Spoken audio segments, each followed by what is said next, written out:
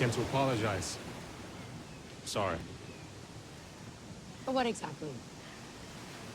For what you did or lying about it? Well, you know, it was more of a general type of thing. I mean, it doesn't matter, but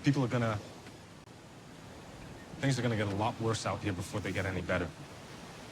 You're smart. I know you can see that. We don't even know what's going on. We don't have a clue how we woke up here. I just think that people need to end up on the right side with each other before it's too late, before things start to go down or fall apart. I see. But that's all I wanted to say.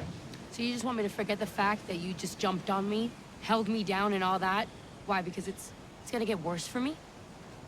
How much worse for me is it gonna get? I'm just curious. Look,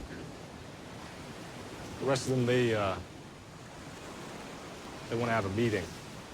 So I told them that I'd come over here and tell you. I hope you can join us. We'll see. I hope so. I could use your vote. I vote?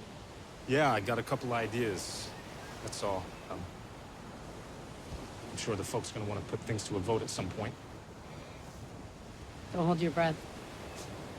You know, I don't need you. You know that, right? I was just being nice.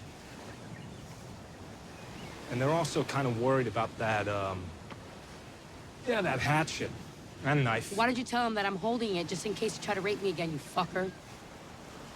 I'm just the messenger. We all know what happens to him, don't we? Oh, and by the way, I wasn't trying to rape you. You weren't? Really? I mean, there's no such thing like that in a place like this. There's just sex and no sex. We didn't have any sex.